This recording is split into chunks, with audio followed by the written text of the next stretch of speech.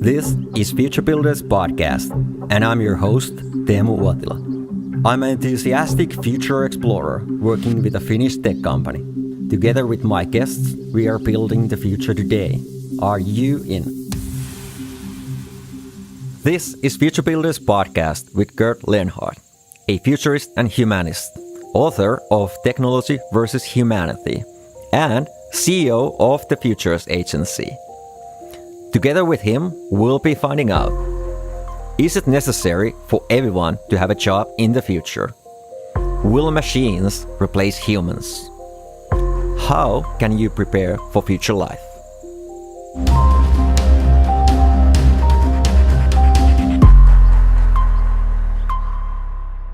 I'm always interested in technology. What's the humanity's future going to be like? Glad to hear your points of view. Is it going to be George Orwell's 1984 or Huxley's Brave New World? Don't know, but we'll try to figure it out.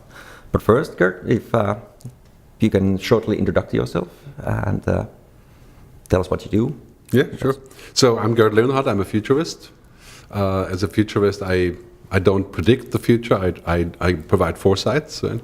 So my job is to essentially tell the clients about the things that I see coming in the near future, 5-7 years, not 50 years. Right? And most of the things that I talk about, my clients and my audience, they're aware of it and they know it, but they haven't spent much time looking at it. So my job is to not look at the things of today, but maybe a little bit in the future, and provide the context to change strategy, to think of new things, to reinvent. Yeah? So I have a company called the Futurist Agency, and there's about 50 of us now. Okay. And we're all over the world doing similar work, speeches, workshops, seminars. I also make films about the future. The latest one is called We Need to Talk About AI. It's a film about artificial intelligence. We make sort of 5-minute short films. And it's on YouTube, but the website address is we need to talk about AI.com. And so we do that, and then I write books. This is my latest book. This book came about only because I've been doing this for 15 years. In the last 2 or 3 years, people are saying, if technology is going to be this powerful, what's going to happen to humans? Our work, our relationships, our culture. And there's more and more worry about this, because technology is now becoming so, anything could happen, right? Yeah. So I wrote this book as an answer to that discussion and a way of starting. Probably the most important conversation today is no longer about money and about business, but it's about the balance between humans and machines. Yeah. Regarding the AI, that's everyone's talking about it. Nobody's going to know where it's going to go. We don't know, but we can always predict naturally. But there's this difference between AI and natural intelligence. So which one you see being better for humanity? Is it a strictly narrow AI per specific use case, or having one wider natural AI? Well, this is a big story, because a lot of people are confusing intelligence in general with whatever they think it is. It's intelligence is not easily defined. For example, in the IQ test, right? Yeah. There's some brilliant children who have a very low IQ, and the other way around. It's very hard to say what exactly intelligence is. But lots of people have said in research there's about 8 to 10 different types of intelligence. Emotional intelligence, social intelligence, kinesthetic, musical intelligence. So humans are very complex in that we cannot define intelligence just by calculation. Yeah.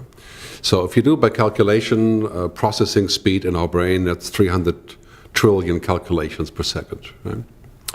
And computers can do that now. Yeah. Right? But what does it have to do with being intelligent? For example, if you walk into a room and you're trying to make a deal with a company, do you have emotional or social intelligence to figure out who's doing what, and the things that aren't said? So machines are very good at looking at explicit information, zeros and ones, binary information. Yeah. Right? And humans are exactly the opposite. We actually don't process binary information like a computer. We always are listening to, between the 0 and 1, there's 5,000 things, right? And things are changing. Yeah. So our intelligence is basically like this, right? And we get most from the things that we don't know that we're getting, right? In fact, you could say this is one of the big problems of teaching computers to learn is that we actually learn most things without knowing that we learn them or that we know them, right? Yeah, sort of like the learning happens while we sleep and we process it and then, Well, it happens in an organic way. So Yeah. we're kind of like this, and computers are like this. They're very narrow. Yeah. So the self-driving computer can drive the car, but it can't do anything else. It can't talk to a person. I mean, it can talk to a person, but it cannot be used as a translator. It cannot watch my 2-year-old child. It cannot make my grandmother happy, or it cannot work in a bank. It can just do one thing. So, and this is the problem with intelligence, that we tend to think of intelligence as being computing. Yeah. And that's completely wrong. So I think we're far away from machines having true human intelligence. Yeah, I mean, that's definitely a long road. How do you see that? Should you implement some sort of barriers for AI, be that, some moral barriers, some ethical barriers in their actions, in what they're doing? Well, I mean, if you look at what is currently happening with AI, the first thing really is that right now is about intelligent, smart machines. I call them artificial smartness.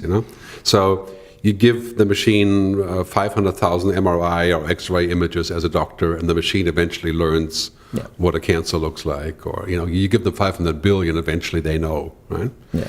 And that's kind of a smartness, right? But the machine wouldn't think of asking the patient if he feels depressed about something, or if he wants to die, or, machine wouldn't care. Right? Yeah. So the machine there is basically artificially smart. And then the next level is sort of a general intelligence, to where the machine can say, well, he probably has cancer, but I can also see, 500,000 other facts from his life and make a general picture, like a doctor. Most doctors take about 10 seconds to know what's wrong with you, just by, a good doctor would know, right? You're eating the wrong thing, or you're an alcoholic, or whatever, they would know. Right? Machines can't do that because it's not about data. So general intelligence is where it gets interesting and dangerous for us. Right? So we're about maybe 20 years away from that, so that the machine can be considered kind of like us, generally intelligent. And then what's called superintelligence, which is where the machine basically, because it is already intelligent, it can find another 50,000 computers and grow its own ability, grow its own like brain. this, right? And that's called the intelligent explosion. And that's what Ray Kurzweil talks about, and Elon Musk. That's at the point where we can no longer control them. Right? So there's no need to control intelligent assistants, what's called IA. Right? It's a much better word, actually. So IA is intelligent assistants. That's what we have today. Driving, Google Maps, Alexa, that's all IA. These machines are not intelligent, right? They're just assistants, right? And eventually they get intelligent. So in 10 years, when they become truly intelligent, that's when we need to be careful about saying, what do we allow them to do? Can they actually make themselves stronger by uploading stuff or by modifying themselves? Right? And then another 10 years, when they become super intelligent, that's when we have to contain them, or basically we can no longer really control them. That's when it becomes a problem. Right now, this is mostly fancy software. So we're sort of like in a crossroads on what we're going to do in the future regarding this. Well, it's not just that stuff is also, I think right now the social or economic implications of AI are much bigger than the existential threat. I mean, the Google self-driving car isn't going to take over traffic, or isn't going to break into our homes or kill us. Ex machina and those kind of things, right? I mean, truly intelligent beings. That's probably not impossible, but that's not today. It's a long way. It's a long way in overall terms, maybe 30 years, maybe 50 years. But that's actually pretty short. We have to think about that today. Well, of course, we need to prepare. But, people are mostly worried today because machines are changing the way that we interact. Right? For example, a lot of kids are doing dating only on Tinder or other devices. Right? They don't do any more. It changes our culture. Right? Or, the kids in Bali that used to go and play music, now they play YouTube. They don't hang out and play music. So it's changing our culture, and those things are probably more difficult than, thinking about 50 years from now, the warfare between humans and machines.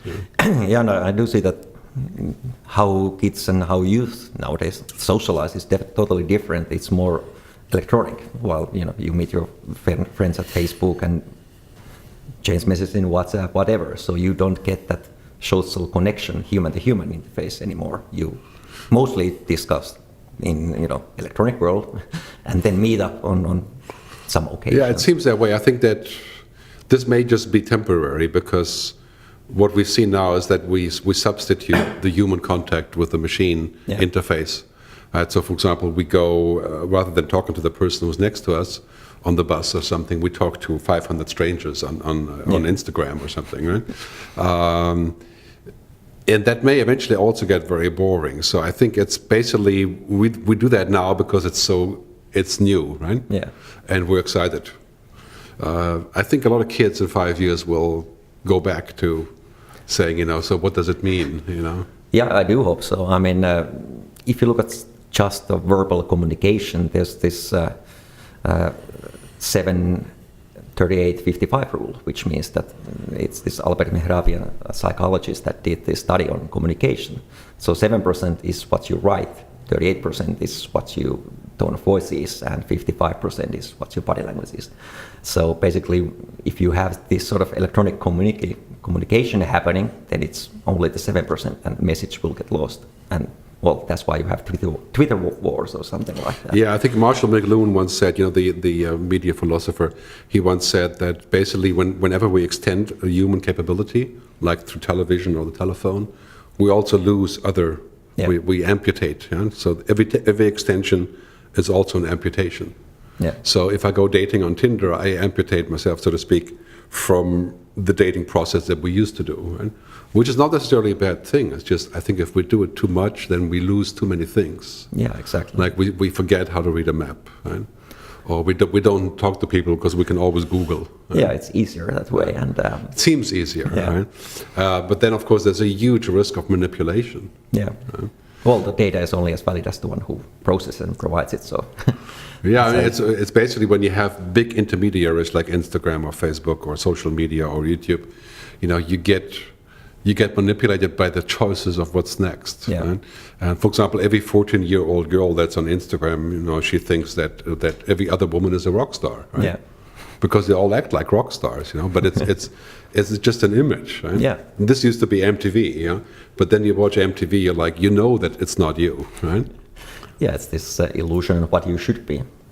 It's much stronger on Instagram because it seems like everybody is like this, right? And you can easily get thousands of followers. Yeah, and there's no real distinction between them and us because MTV was clear that Christina Aguilera is not like me, or the other way around, rather. But when you do it on Instagram, it's like some girl from Finland is all of a sudden a makeup star, right? And I can do the same, yeah. And then you have and you feel like you should do the same because everybody wants to be famous. Yeah.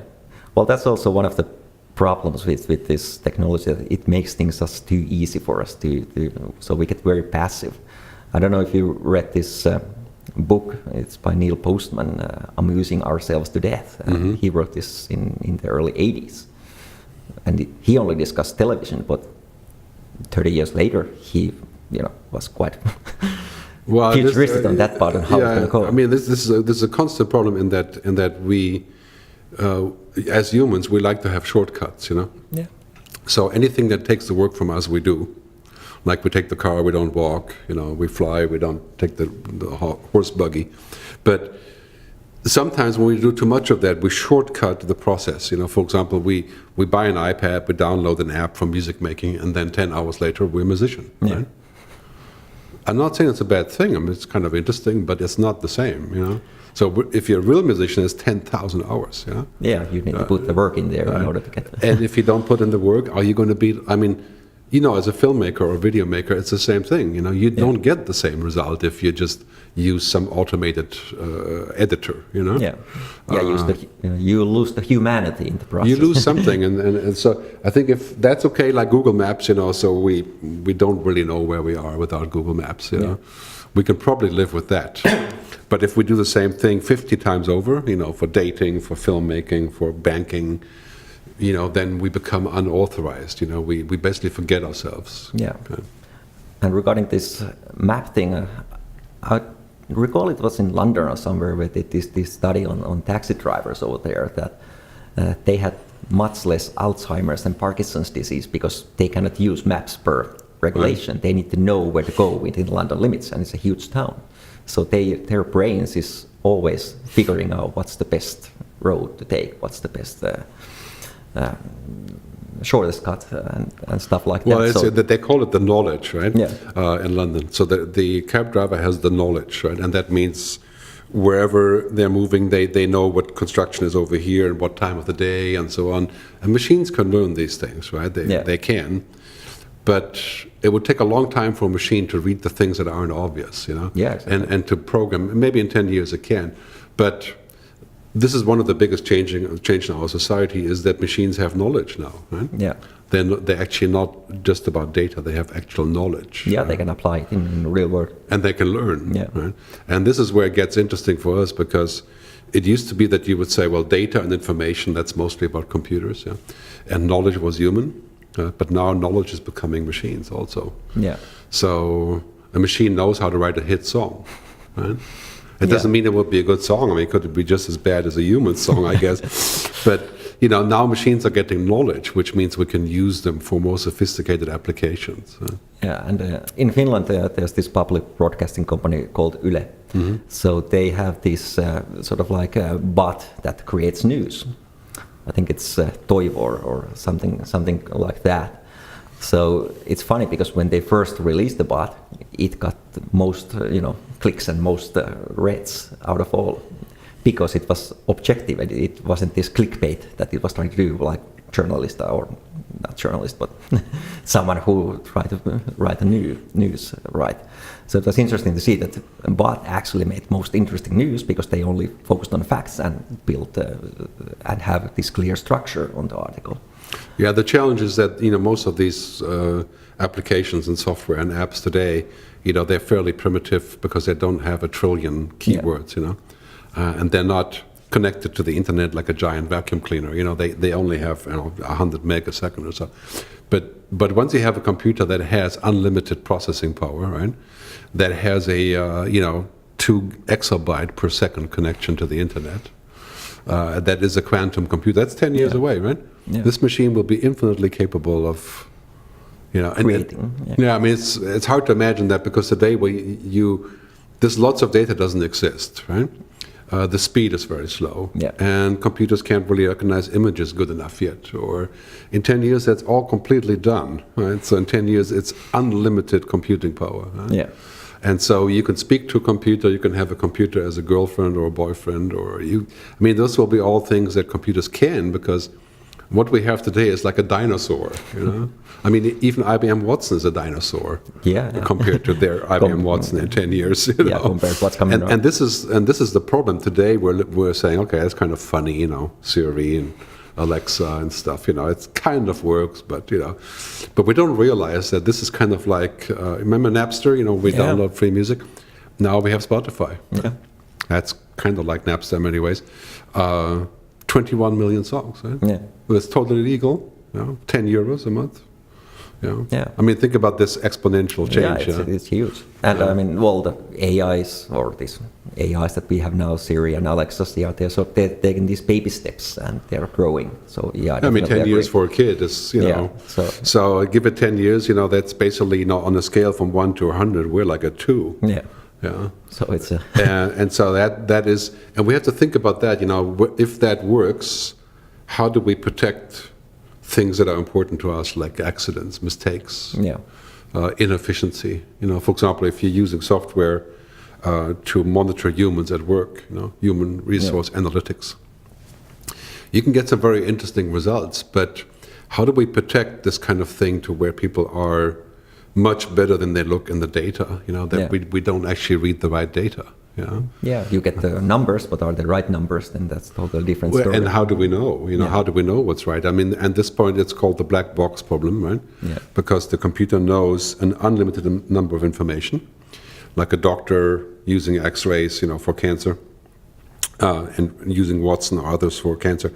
And then at a certain point, we don't know if the computer is right or wrong, because there's a trillion facts in the computer, right? Yeah. And we can't check. Yeah.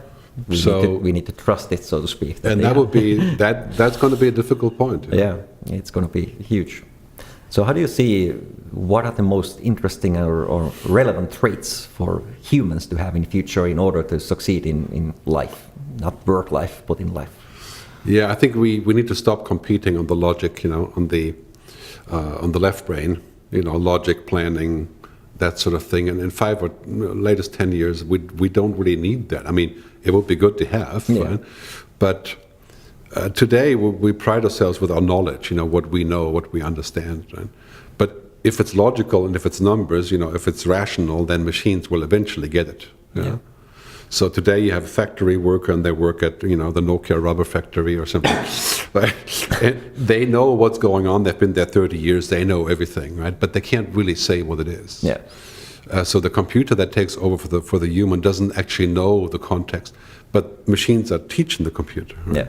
So really what it means for us, anything that computers can do is our future. Yeah. And that is anything that is not zeros and ones, it's not binary. Right? Yeah. So, of course, creativity, design, emotions, understanding, compassion, future planning. There's also this issue called the intractable problem, which is basically if you give a computer a set of data and the data changes all the time, right? And you give it too much of that data that's always changing, and then you say to the computer, figure out what to do, right? Yeah. The computer's looking at, a trillion variations of this, and then before he's done, there's a new trillion, right? So the computer keeps going and checking for the number one answer, right? But there is no answer, because it's what's called intractable, right? Yeah. There is no definitive answer. For a human, this would be nothing, because we say, oh yeah, never mind, it's like this, right? Yeah. Move on. Because we don't know, we can't compute, right? Yeah. So a human can make a creative decision, and it could be right or wrong, much quicker than a computer, because there's no definitive answer. Right? So that's our future, is to do things that machines can't do, and what that means in 50 years, I don't know, because 50 years, what can machines not do? Yeah, but basically the more creative it is, the better it is. I've always used this analogy when discussing about this, that whenever a robot can tell a joke that entertains humans, then we are in trouble, because then they can connect us with a human level. I think the challenge is that the bar keeps going up. So basically, we used to say routine jobs or so, that's computers, but the bar keeps going up, so more and more jobs become routine. Right? It's not just creativity, but it's also things like understanding. I mean, if you look at the pyramid, the Maslow pyramid, right? On the lowest level, you have knowledge and data and information. Machines will beat us in 5 years, all the data information you ever want, right? And then machines have knowledge. For example, they know the last 7 million taxis that went through London, and they define some rules that humans couldn't think of, right? So they have knowledge. But do they have understanding? Right? What is understanding? Well, I always like to use the example of when you're listening to your kids, right? They can give you information, like I went to the paradiddle, whatever, right? Information. But understanding means you read between what they're saying, right? Yeah. And you read from their body language, and you read from what they are not saying, right? That is almost impossible for a machine to do, right? Because it would require the machine to have consciousness, right? Yeah, it requires and have this touch in everyday life and your life and what's happening over there.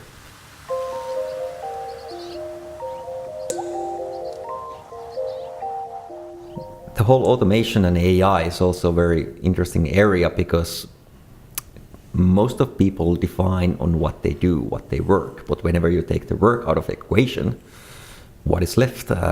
Are people going to be happy? Mm-hmm. Yeah, well, I think that whole time frame that we defined ourselves by work is closing, right? And that's especially important for men, for some reason. Biological reasons, I suppose, of pregnancy and kids and so on. A lot of men are defined by what they do for work, and not just by the money, but by the actual jobs, the tasks. And now, basically, what's happening is that if a computer can recognize a task and they can analyze it, they have enough information, they will eventually handle the task. Like NATO air traffic control, right? Or flying an airplane, or driving a car, or making a hamburger. They will be very good at that. So, and I think this is the big challenge for us as machines are going, to learn that knowledge and moving into a world that used to be ours. And so for us, that means maybe in 20 years, something like that, we need to separate the work from the money. Yeah. So that would need some sort of universal basic income type of scenario in order for, if you want to keep money in the system. We will have the money because technology is making this possible. Yeah. But this is a whole new, basically the industrial area and the agricultural area era is closing and moving into the what's called, I refer to as post-capitalism, right? Basically, at a certain point, whatever you want will be there. Like we have unlimited music now. Yeah. We have almost unlimited transportation. You can fly to Thailand for 300 euros. Yeah. Very soon we have unlimited energy, solar energy, yeah. renewable, and very soon we have unlimited education by making it digital. Yeah. So at that point, there's really no point in gathering more money to buy more stuff, because the stuff is so cheap. Yeah. Right? So eventually, that means that work will just be what we want to do rather than what we have to do. Yeah, and that would be ideal for most people, I guess. But some people might have a problem finding what they want to do. Yeah, well, that all depends on whether you believe that humans are basically good or bad. Yeah. I think people who don't like the basic income, they're saying that if you get 2,000 euros a month, you're just going to spend it drinking every day. Yeah. And I think some people would. Well, some people will, like they do now. Yeah. But I think in general, if you think that people are inherently good and they would do the right thing, then they could have kids, they could build a garden, they could write a book, they could take care of their grandmother. Yeah. So ideally speaking, I think it could work out pretty well, but the government will need to have a lot of wisdom. Finland is a place where education is already going in that direction. In Finland, yeah, definitely. Right? And the education it's a tricky one because it's education kills creativity for one. There was this study that they did on kids and then college kids, and their creativity went down. But I think Finland is on the right track when it comes to creative education and giving these children what they want and what they need. Well, if you take creativity as the lowest denominator, on top of that really is what I call just humanity, right? Yeah. Because creativity is just one part of humanity. Humanity also means compassion, right? Understanding, invention, right? Imagination. Right?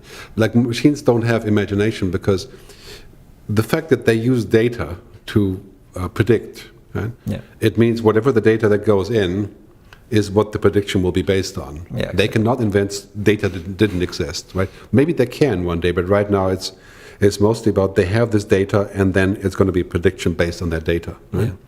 And they can get more data, so it'll be better. But a human can say, let's imagine we had 4 arms, What would we do with that, right? Computers wouldn't care and they wouldn't know how to ask the question.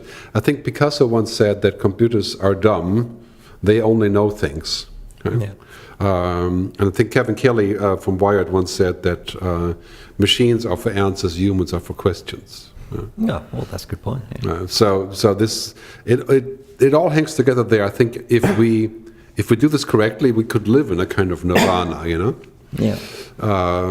If it goes wrong and we just keep on looking for more money, then it could be a disaster. Yeah, hopefully that will change in future, and the money is not the object; it's sort of like a result when you do something well. This is the question about work, for example. Do you work for money? Right? Yeah. Many of us, because we're freelancers, we don't really just work for money. But many companies I work with, people there, they work for the money, right? Yeah. Jobs they don't like. Well, they may like the job, but it's primarily about money. And that's going to change a lot because we need to define our lives not based on money or based on work, but based on what we want in the larger story, right? Yeah. Basically self-realization, right? Yeah. Contentment, as they say in Buddhism, But I think that's a huge shift because in a capitalist society, it's all about achieving stuff and spending. Right? Yeah. And that's a very limited view, I think, of the future. That if you're looking at the Star Trek movies, in their society, It's not at all about that because everybody has whatever they want, right? Yeah. They can just push in a button and they get a Wiener Schnitzel coming out, right? Yeah, you have your accommodation. And it's printed in 3D printing, right? So you can eat anything you want, right? Yeah. So that society is based on achieving a larger story, the happiness. That's the Star Trek society. Yeah. Well, what is funny is that it's actually quite close also to communism, in a sense that you have this, you don't have money in the system, but you have everything provided. Yeah, Marx was not wrong about many things. Yeah. Except for in those days it wasn't possible because we didn't have the technology. Yeah. I mean, you could say that many things, for example, once energy becomes abundant. Right? So let's say we have a way of getting the hot solar energy from Morocco to Finland, right? Yeah. Which eventually we will have that. Then we have unlimited energy, so you can do whatever you want with it. It wouldn't matter, right? Yeah. It would essentially cost zero, like music today, Yeah. right? You only pay few euros per. Imagine what that would change, or unlimited water. Right? Yeah. And that would be a kind of communist society in many ways, because you could say that would be available to everyone, Yeah. right? Ideally speaking. Yeah, but I mean, when it's available for everyone, then you don't have a competition on the resources. I mean, it's yours. Yeah, the only resource that is going to be scarce is our attention. Yeah, yeah, it's too fragmented. Yeah, it's basically it's humanity that is the scarce resource. Yeah, that's true.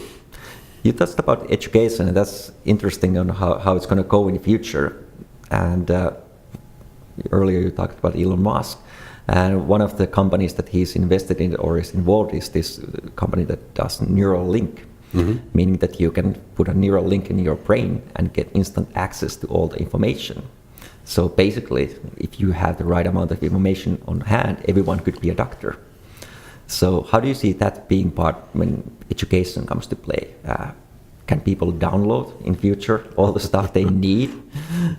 Yeah, well, this is a big topic, but I think most of that is based on the reductionist way of thinking, like saying that if you had Wikipedia in your head, right, you would be totally intelligent or so. But that's not true, because computers, for example, can read all of the books of philosophy, Yeah.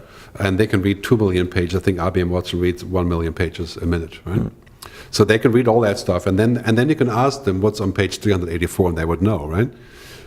But would there be a philosopher? Right? Yeah. Well, the answer is obviously not. Right? So, I mean, there's only a limit to how useful information would be if you have no real way of understanding or unlocking it, as a resource, right? So I think a Greek philosopher once said, "There's nothing worse than a totally intelligent person." Yeah? Somebody who knows everything, but is no longer human. Right? Yeah. Just walking encyclopedia. Yeah, I mean, well, it seems to me like a terrible thing, if we were able to do that, and then because you can do it, then I have to do it, and it would eventually become everyone. Right? Yeah. We would then lose everything else that makes us human, because it would not have room next to it, right? Yeah. I think Black Mirror, the TV show, showed this great examples. What happens if we're constantly rated or observed, right? Well, I mean, I think China is going that way also. They are rating people, and well, this is not surprising in China, because people don't really have any rights in China. Yeah. Well, let's put it this way: the rights that we are used to, people don't really have in China. Right? Yeah. So it's kind of hard to generalize, but the Chinese society right now, run by the state, the goal is to make it run better, and the goal is the state, right? Yeah, of course. Right? But I think the problem is with that. Is that we need to have a balance of how we use these things and how we don't use them, and then who is in charge and where does it stop? Yeah. For example, if we can cure cancer with genetic engineering, which we can in 30 years maybe, right?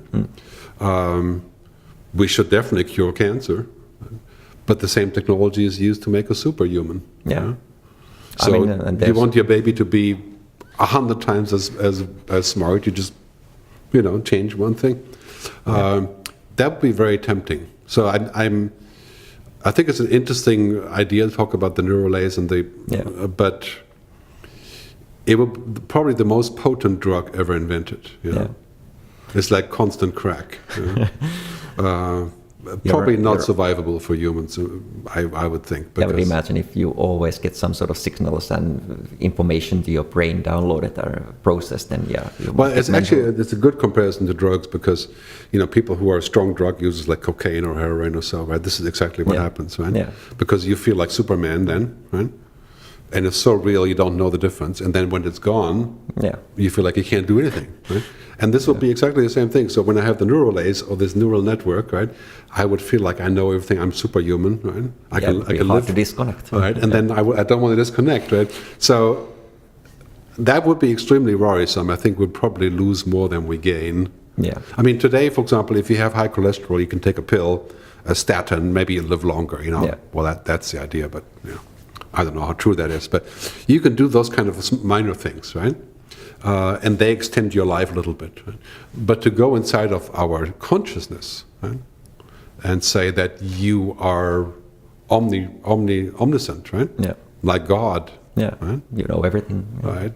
I mean, that's interesting to be like God. I'm not religious. I mean, it sounds interesting, right? But is it survivable? I would say probably not, because we would stop being human. Right? Yeah. And because our brains, don't have time to evolve to that. I mean, we would get too much in order to evolution to catch up. It would only work if our brain is actually a computer. Yeah, right? yeah. So, I mean, this is not really science fiction. I think it's closer than we think. But in the meantime, there's going to be lots and lots of issues about, for example, becoming superhuman through augmented reality or virtual reality. Right? So, for example, a doctor that works with a helmet to see all the information when he's talking to the patient, like Tom Cruise in Minority Report, right? I mean, imagine a doctor works like this 5 hours a day, right?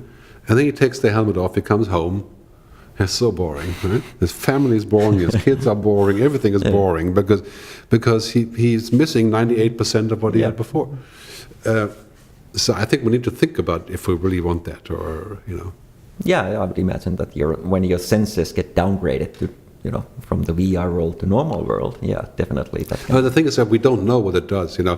It's like when you take a cholesterol pill, there are many, many counterproductive results. And there's been lots and lots of research on this.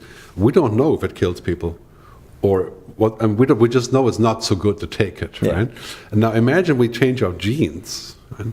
We could all be dead in 3 generations. Yeah, I mean, you don't see the ramification until later on. So this is a little bit like, okay, I think it's an interesting idea, but to modify humans to be connected like a computer, it's probably a good business.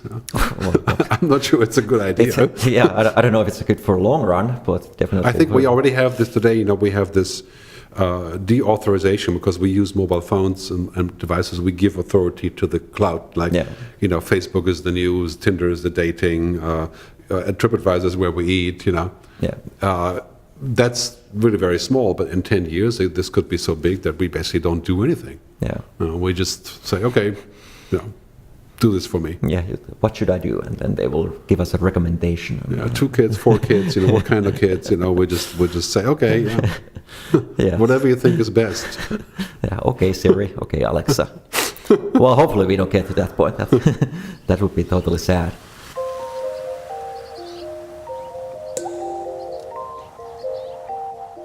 You were discussing about superhumans. I don't know if you know this company called CRISPR. So, but they basically do this gene modification, and it's still an very early phase. But basically, that's also quite scary that they would allow people to have that kind of advantage. CRISPR is just a short name for CRISPR-Cas9 for a technology that allows the cutting of genes. Right? And that used to take, if you want to cut a gene in the sense of edit the genome, right? It would take millions of dollars of equipment and weeks, and now this is a technology for $10,000 you can alter a gene. Right? However, that's interesting, but the human genome is far from being researched in such a way. There's only, 50 million DNA that's been researched, so we're pretty far away. But I think in the end, that's the idea, of course, that we become programmable like an app. Right? And that is what a lot of people are looking at. Yeah. And that's also, I think it was this movie Gattaca or something where they, did this DNA modification and then put people in certain roles based on that. But that's also one one area where we can Well, definitely there's lose humanity. there's 3 or 4 big areas that we have to be careful. One is intelligent machines, AI, right? Because we cannot afford not to use them because they will give us a huge benefit. But when they get too powerful and too connected, how do we contain them? Yeah. You know? And we have not been very good at containing anything, nuclear energy or microbes or, chemical warfare. We haven't. We have contained nuclear, that's an interesting angle. But anyway, so that's one big thing. The second one is genetic engineering. So not just crops and animals, but humans. If we cannot control that, then it becomes an arms race. Whoever is first will win the world. Yeah. Right? And the third one is geoengineering, which is to change the weather. Right? And then the fourth one you could say would be nanotechnology, which means to generate new materials that can do amazing new things, so we don't have to use the minerals for the mobile phone or so. And all those 4 have the potential to, really bring amazing things, but also generate sort of an arms race of technology. Yeah. Well, when or if it comes an arms race, who has the responsibility? Is it the companies, the government, or individuals? Yeah, it's a good story. I think, unfortunately, it's a lot easier to do AI than to make a bomb, a nuclear bomb. I think many people are trying, but it's still very hard to make a nuclear bomb. You need plutonium, and it's very highly regulated. And we could go online and find a way of doing it, but but still, it's hard to do and dangerous. But to build an AI using software to build something that is potentially, going out on the web and spreading like a virus, that is easy in many ways. So the responsibility for what's called existential threats, it's the governments, the companies, and of course the world community like the UN. Right? I think if we don't find a way to regulate or to agree, that could end up very badly. Because clearly, Putin says and China says and even India says that whoever is the most advanced in AI will run the world. Yeah, and that's definitely a threat because, they can be used as a weapon of mass destruction. Look, for instance, how they did this presidential election in Facebook and how it affected over there. So that's definitely on its way. I think it's quite likely that we're going to see some major incidents like Fukushima, with data. Yeah. So that we have, say, 50 million DNA stolen, so you can be cloned. Yeah. And there's nothing you can do about it. Things like that, that we realize all of a sudden how serious it is, like a big accident, like a kind of data Hiroshima or something, right? And then I think we'll react, and we didn't react on the nuclear threat until Hiroshima and Nagasaki. Yeah, but ever since then we've managed to balance and control, even though there's many problems, but it's working, right? Yeah. So we need to do the same for AI, for genetic engineering, for things that are a global issue. Yeah. And that requires a global government. In the end, if we don't have a global government, we're toast. It's not going to end very happy. There's this company in Finland that created this software that can generate any kind of face, photorealistic face. And they published here in news that I was immediately thinking, someone can use that for AI and create multiple different personalities online and use it wrong. So that was that's not their intention, but I see misuses in there. Well, I think the problem is that many companies invent stuff that is commercially interesting. Yeah. They don't really care about the unintended consequences. Right? In the oil industry, oil and gas, these used to be called the externalities, right? So you bring out the oil, the cars burn the oil, and we go off to CO2 and global warming. The oil companies say, well, that's not our problem because it's not us burning the oil; we just make the oil. Yeah. Right? And now we have thousands of those cases. Right?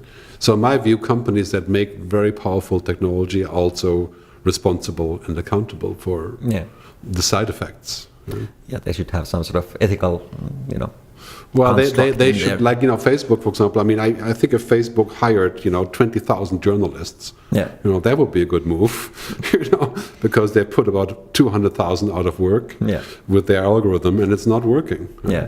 But in a capitalist society, that's very difficult to do, because that is basically assuming that you share responsibility. Right? Yeah, and I mean, after all, Facebook, Twitter, Instagram, they're all companies that they are there to make money and succeed. So it's hard to see how the regulation would go in there, because they can choose their customers. The only way it would work if like in the case of Facebook, I quit Facebook 3 months ago for that reason. Yeah. I was very hard, but anyway, I did that. But the thing is, if companies are forced to do the right thing, right, to act ethically by the users and the governments, they will voluntarily forego profit and do that, because otherwise they will not be successful any longer, right? Yeah. That's when we see this change, right?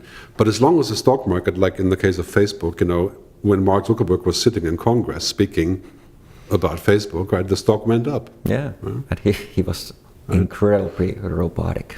Yeah, and his stock went up. So as long as you make more money by doing the wrong thing, then it doesn't make a lot of sense to do the right thing.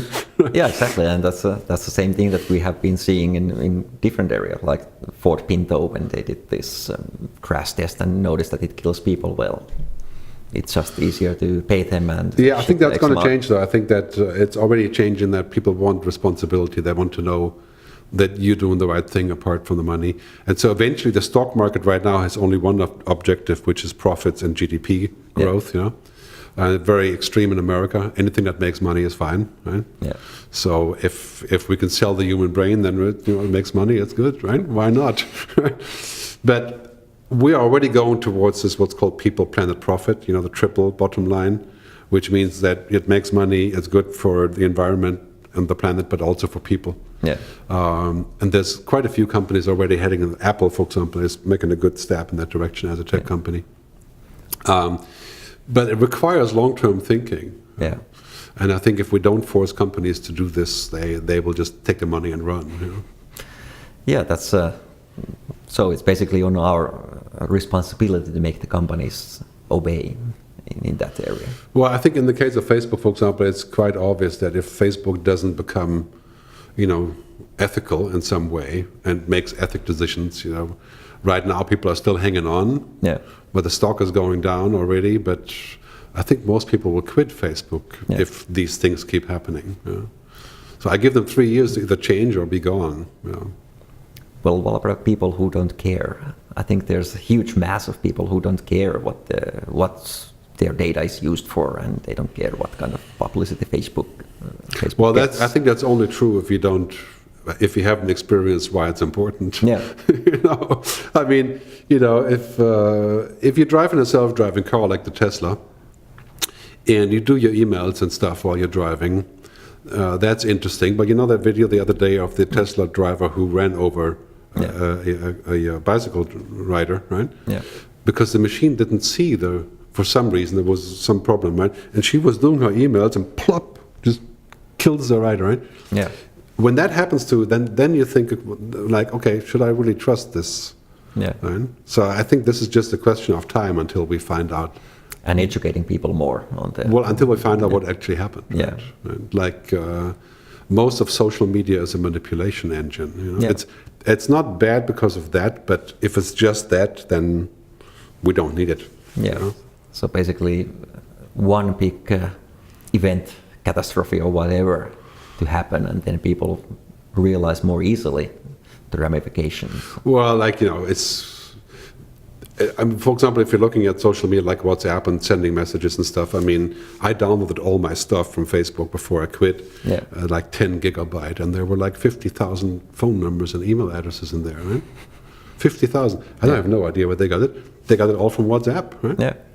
And they probably don't have the context of the WhatsApp, right? But so I think that we're just now realizing the power that is behind this, and how it can be used in good or bad ways. I mean, look how social media is being used by Turkey now, right? Yeah. It used to be in Turkey that social media was good because you can meet other likewise people, and now they're using Twitter to put people into jail. Right? Yeah. To see who you are and how many times you tweet about, whatever, Erdogan or whatever. And before you know it, that's it. Yeah. So it can be used both ways.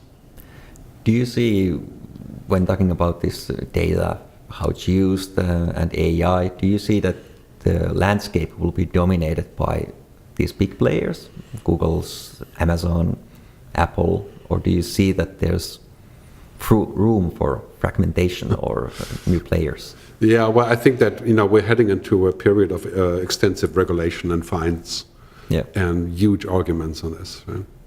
Because these companies are top 20 companies in the world, Chinese and American companies mostly. Yeah? The top 4 companies: Amazon, Google, Facebook, Alibaba. What is it? IBM. Yeah, they have more money than the entire GDP of France. Yeah. So now we're heading into an era where the European Commission, for example, is looking at this and saying, this is cartels, basically. Yeah. Right? And I'm not saying it's a bad thing. It's just every cartel eventually is bad. Right? So we're going into a period of where we're going to have hundreds of billions of euros worth of fines for this company. Some of them will be broken up. Other ones will have to find ways to be more transparent. Right? And that's all coming now. But only in Europe. In America, money is king. Right? Yeah. And in China, the state is king. So, I think that's going to be a European. We have to do that. Yeah. Yeah, I think. I agree. And this whole GDP and that those are General Data Protection Act or regulation. Well, the GDPR is one of those aspects of where we're saying, okay, it's painful because it's complicated. Yeah. Like my mailing list was, 30,000 people before the GDPR, and then I sent out the message saying you have to opt in, and I was left with 5,000. Yeah. I also loved it because I could delete it myself to all of these mailing lists that I didn't know I was even on. So definitely Well, it's good or bad, but I think that is only the beginning. So far, basically, the rule has been if you don't object, then you're in all of these things, right, that you don't know anything about. Right? Yeah. It should be the reverse. So companies have to ask you if you want to be involved in a face recognition thing. Everybody on Facebook is being subjected to face recognition in the background, right? Yeah. So Facebook has a technology like the FBI or the NSA that knows exactly what your feelings are. Yeah. Every photo you upload, right? They don't tell you on the front end, but in the back they say, Gerd is mostly jolly or something, or you look mostly tired or whatever, right? Yeah. That is exactly what, this is a kind of a panopticon, Yeah. So I think those kind of things they have to be looked at. Yeah. And regarding these big companies, you talked about cartels and whatever. One good thing, for instance, in Google is that, I think it's a good thing, but it's a brilliant thing what they have done, that they distribute the chain on where they interface with people's lives. They don't dominate in one specific area, but they are involved in every little aspect of your everyday life, meaning that they don't need to be. They are not under Sherman Act, which means that they would be disbanded or split into 2 or 3 companies, but basically they control your life or be part of your life. Let's say you're going to take a haircut. They become your life. Yeah, they become your life. Take a haircut and you go there and use Google Apps and all the way through. These companies are making digital copies of us, right? Yeah. That's what they're doing. So when you're on Google and you're searching for fungus nail or travel to Turkey or whatever you've got, right? Google takes all the information, then it cross-references with your YouTube videos. It looks at your Gmail for clues. It's all done by AI, right? Yeah. And then it comes up with a pretty complex scenario of who you are, and then it can sell advertising to you or pass on the information in some other way, right? And that's their business model. Yeah. And I think up to a certain amount that's okay, but when it gets too sophisticated, it becomes a domination scheme. Yeah. And it's also extremely dangerous because if the government is okay, they will let Google do this and they will not watch too much. Right? But when the government flops, like Turkey, right, they use that information to say, let's figure out everyone who's potentially against us and kill them. Yeah. Right? And then you end up and it's all in there. tens of thousands in jail. And it could be a flag that is not even true. Right? Yeah. There's 35,000 people on the no-fly list in America, and nobody even knows it exists. Yeah. Right? And So, it only tells, the data you well, the data you've been seeing and watching, for instance, in YouTube, there was this, I think it was a TV screenwriter who did a huge background search on serial killers and how to bury a body and how to, dispose the body. And it took maybe like a week or so, and then the police was, on his door. And I thought, well, you had all of these nice searches. Well, the argument of the company, and many of them are my clients, like including Google, but the argument is always we're doing all these really great things for people, right? So you make videos available, people can be educated on the internet and stuff, right? And that's all true. But I think it would be a very bad argument to say that you're doing all these good things, so you can do incredibly bad things and nobody's watching. Yeah. That's like the oil companies. Okay, when the oil is cheap, I can drive a big car. Well, that's a great benefit. It's still going to kill us. So it's kind of like, okay, they are responsible and they should be held accountable. Yeah. And that's. But that's one thing that companies can get away with easily, is that the company is responsible, not the people who work within the company. So it's not just pinpointed exactly on one person who's responsible on that. I think the problem is when you make so much money. I mean, this is like, talking about a money machine, like a casino or so, right? I mean, this is like, what Facebook and Google and Tencent, Alibaba and Amazon are doing, it makes so much money, it's unimaginable, right? Because it has the same low fixed cost, which is computing, and that's getting cheaper, right? Yeah. And so the money is going like this. I mean, Facebook has made the revenue growth in Facebook is mind-boggling, right? So when you're the CEO of a company like this and you're looking at your money and saying, well, I'd rather have $2 trillion next year, or would I give the power back to the user and only have $500 billion, right? Yeah. Guess what the answer is. Yeah. Right? So, that will not work. I mean, even the most compassionate person would say, 3 million, $500 billion, it's obvious, right? But it's also a very interesting mental thing, because if you look at, for instance, Mark Zuckerberg, he doesn't need any more money, and money is not the reason why he's doing that. So he could easily say that I don't really care that we are going to make 50% less. Well, I believe Mark wants to do that, right? Yeah. So Mark has two choices. He can push for changing Facebook and make it good again, so to speak. Difficult, but maybe possible. He will be fired eventually, like very quickly, right? Yeah.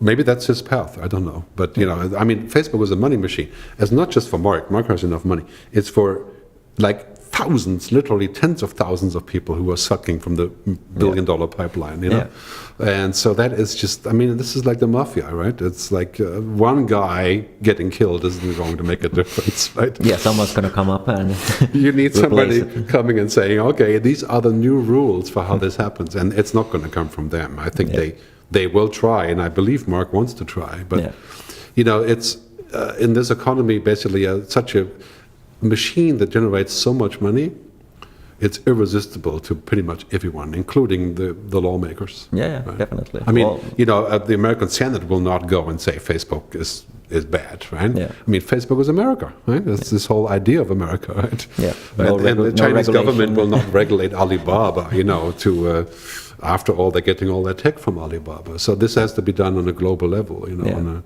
So basically, it will, at the end of the day, it will be the individuals who need to, step up, control. In some ways, of course, we can't really do much about Google, for example. The fact is, if we don't use Google for search, there's nothing else. You could try Bing or whatever. You can try Bing, but then I didn't find it. Or the what you call it, the DuckGo. Oh yeah. Whatever. You can try all these things, but there's no substitute. So if we don't have a choice, we have to use Facebook, we have to use Google, then the government has to represent us in making it so that we can use it, right? Yeah. Because by ourselves, we only have a choice of saying, well, I quit Facebook, right? But I lost 70% of my traffic on my websites, right? That's my own choice. But I think the government has to come in and say, this is unsafe, right? Yeah. Or it has to be regulated, it has to be done in some way that makes sense. It's going to be hard for the government to actually step up and deliver that, I'd imagine. That, they're politicians, they get lobby money and it's not in their interest to do that. Well, So again, if your objective is just more revenues, more GDP, more jobs, then you wouldn't do anything that is against that, right? But yeah, I mean, we'll have a lot more jobs using technology, but what does it take away that we don't need a job, you know? Yeah.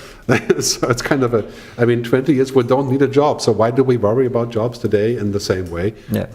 We should worry more about humanity than we should worry about GDP or jobs, yeah? Yeah, definitely. I agree.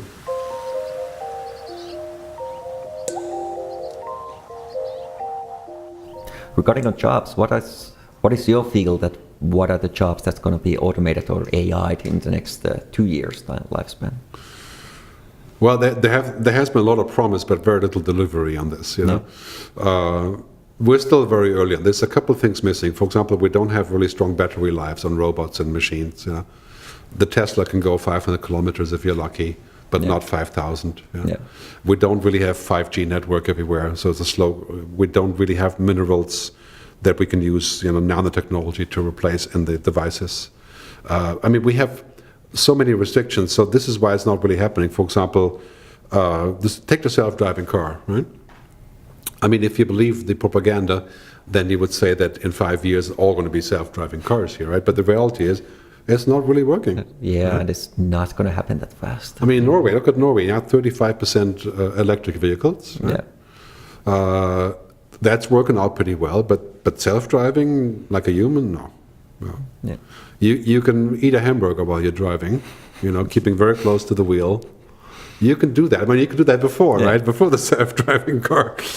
But I think that's kind of like, these systems exist, but they will take longer than we think, you know? Yeah. There's a great saying from Paul Safer who said that we should not confuse a clear view with a short distance. Yeah.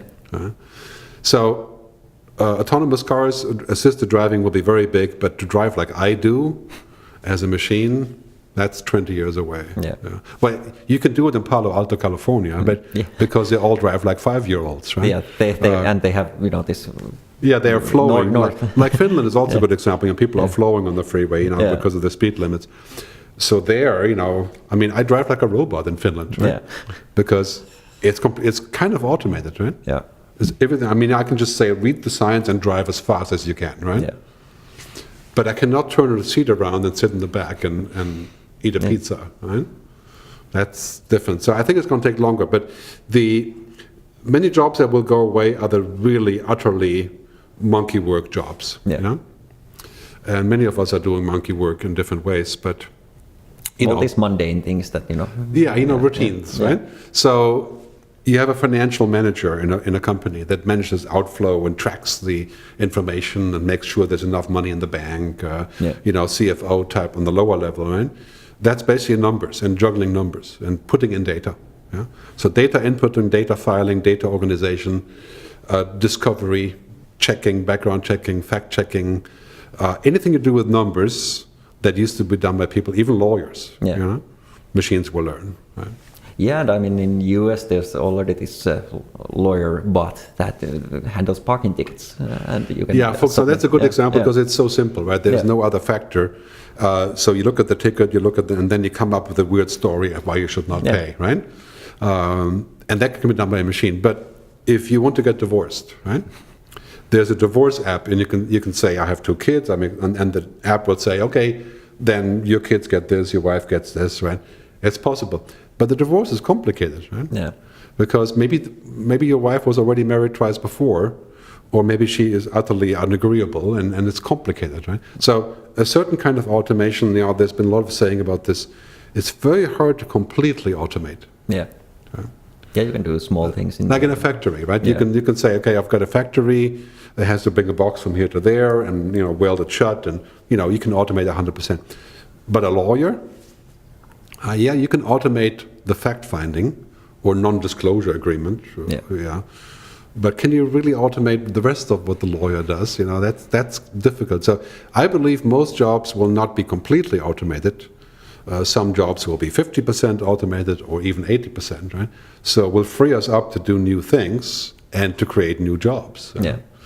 For example, maybe it's unlikely in Finland or in Europe, But maybe in the future we'll have drones delivering things in Africa, in the desert, so we don't need to drive. Yeah. That's all good, but I think basically 50% of our task will be automated. Yeah. Well, that's good. If 50% of the sort of like this work time is automated, you can use that 50% to do other things and still have revenue for you. If you can, but the thing is that if you have a job that's really only routine, like 90%, making a burger, right? Flying an airplane, that's a social question. But driving a car or bookkeeping, right? Or call center, right? I mean, call center is the ultimate goal for this, right? Okay, so 21 million people work in a call center. Yeah. And you call to change your flight. There's no compassion. There's no conversation, really, only on the VIP level. Yeah. So the machine can do that. And now there's call center automation is coming. 90% of people will be fired. Right? Yeah. Next 10 years. Right? And then people will have different kinds of call centers, for human contact, right?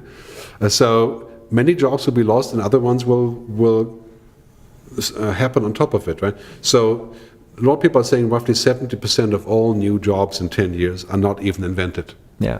I mean, there was no podcaster. Yeah, there was no podcaster 15 years ago, or no Instagram, and there was no YouTube star, right?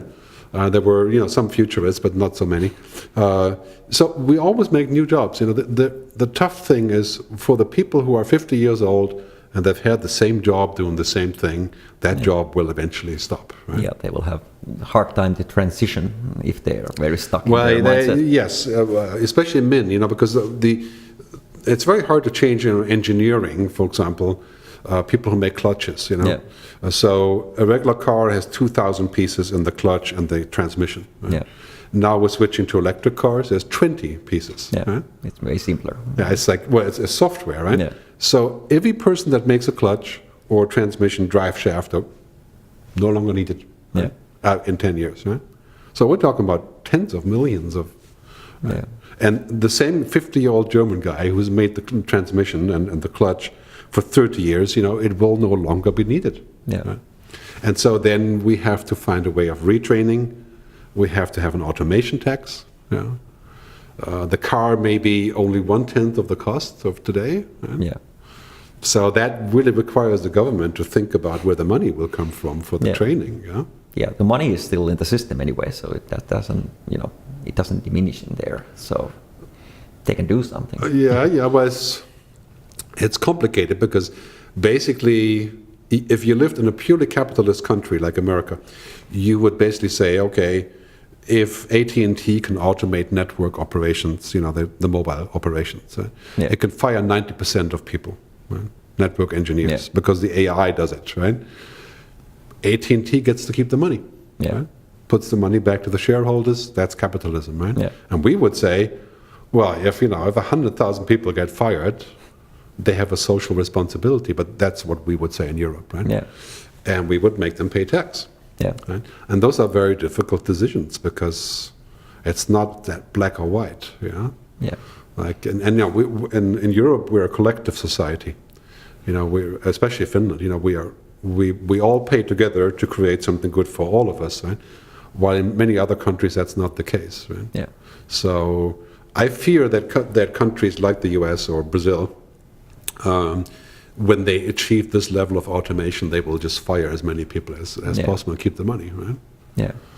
But there's also this thing that if the money is directed only to the elite, you still need to have a working middle class and happy middle class because it creates revolutions. Well, basically you have civil war then, right? Yeah. I mean, this is what happens in the industrial era and also in the Middle Ages, right? I mean, it's a polarization of what we have today is that the people who are running those large companies, they make most of the money, right?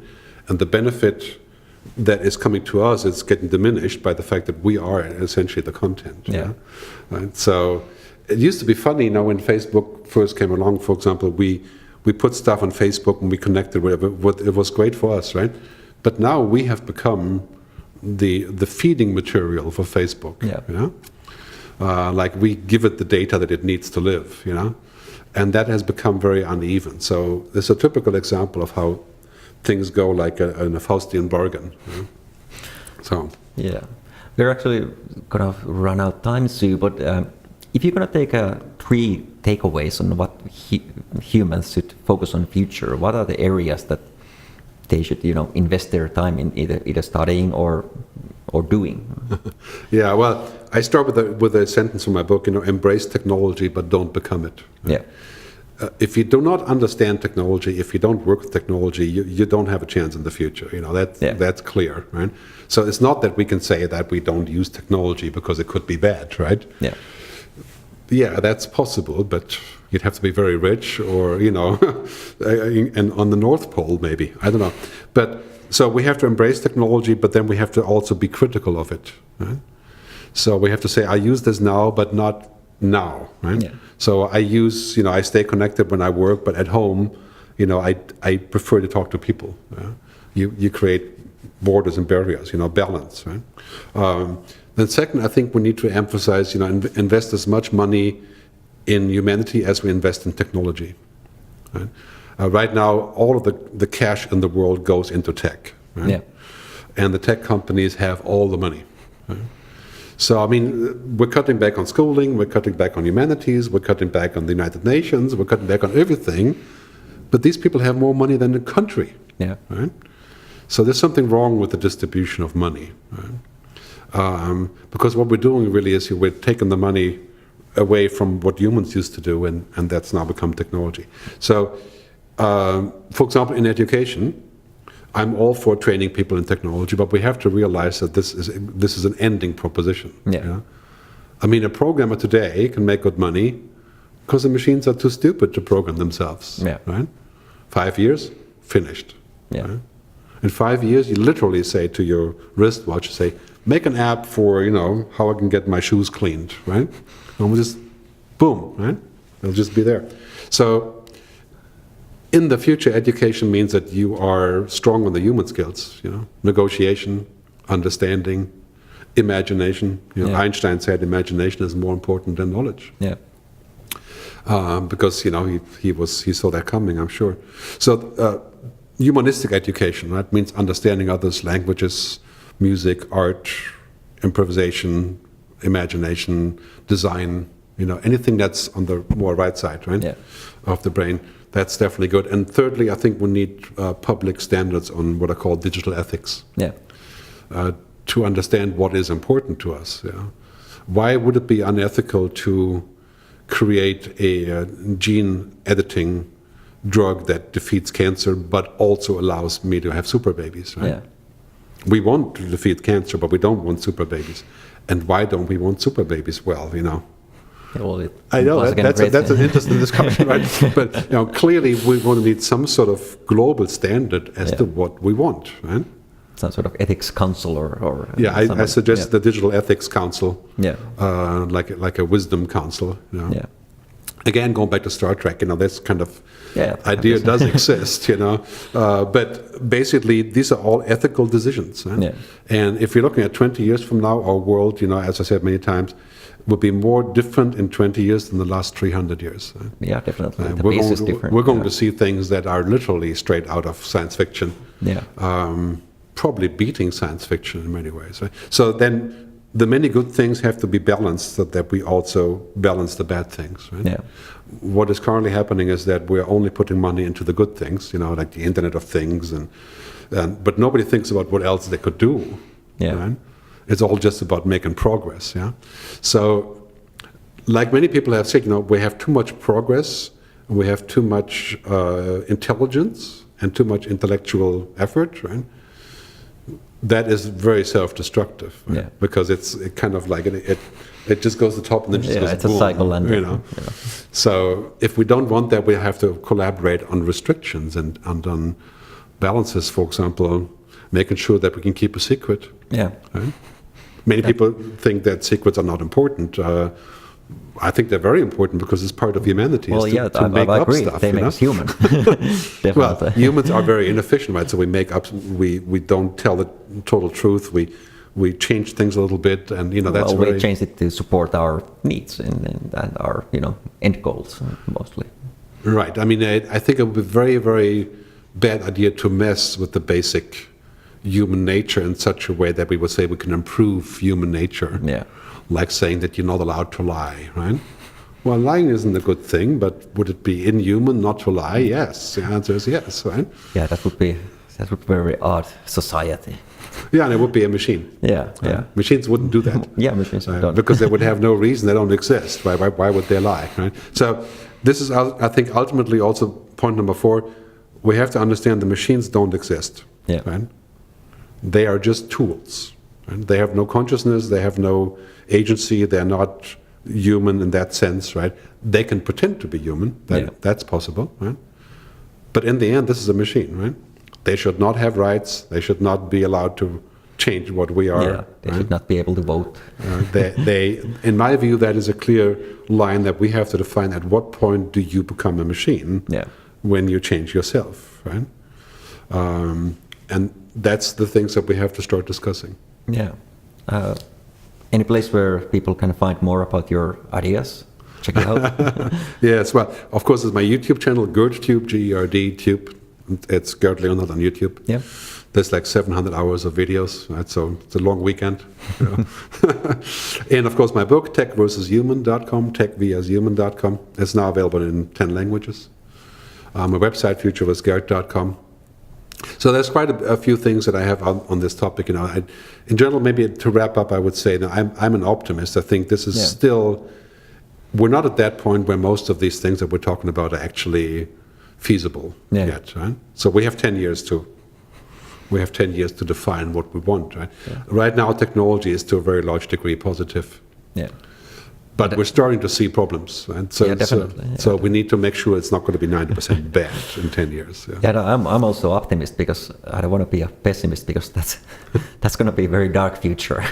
Well, I think we have to understand that we're being set up by media, mostly Hollywood films. Yeah. You know what Hollywood does in Bollywood also, in India, is they take popular fears, like immigration, right?